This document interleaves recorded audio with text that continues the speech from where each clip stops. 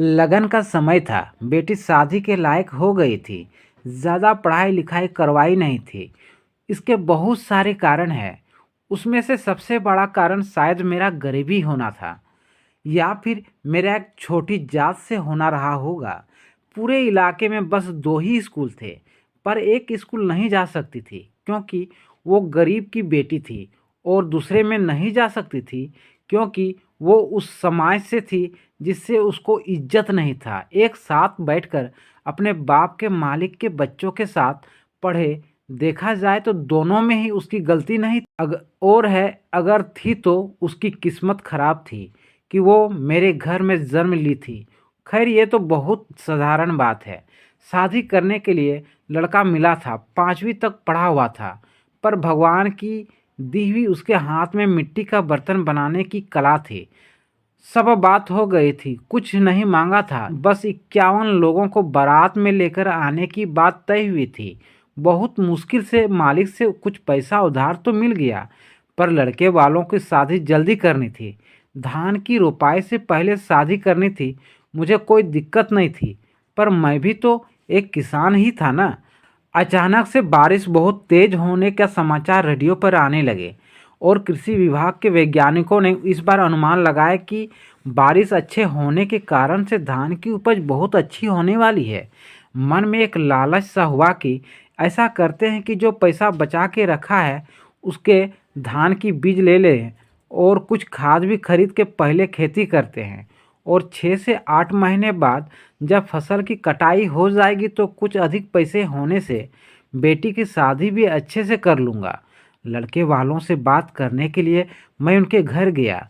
मैंने सारी व्यथा उनको बताई। उन्होंने कहा कि हम भी अपने बेटे की शादी इसलिए जल्दी करवाना चाहते हैं ताकि बहू घर में आ जाए, और लड़के की माँ बीमार रहती है तो बहू आकर खेती में कुछ मदद करे। पर मेरे लाख समझाने के बाद वह लोग मान गए।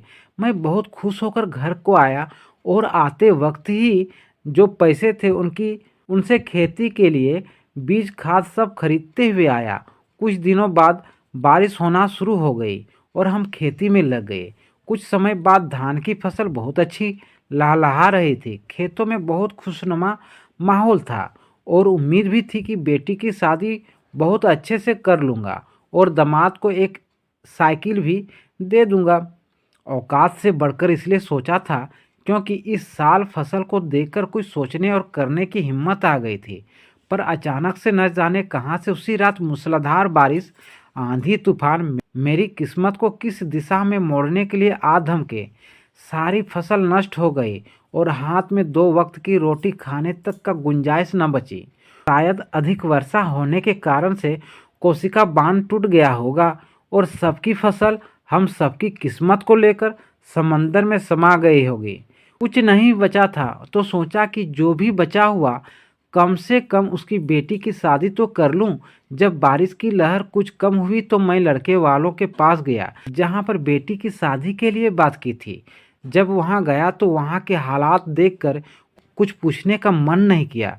अपने कदमों को वहीं से वापस करके अपने घर के रास्ते को पकड़ लिया। लड़के ने पहले ही शादी कर ली थी। हाँ, जानता हूँ 5 से 6 महीने रुकना उनके लिए शायद मुश्किल रहा होगा, पर समय की ऐसी मार हमारे परिवार पर पड़ी कि ना तो फसल हुई, ना कुछ खाने के लिए बचा, और ना ही अपनी बेटी की शादी कर पाया, और ऊपर से साहूकार का कर्ज।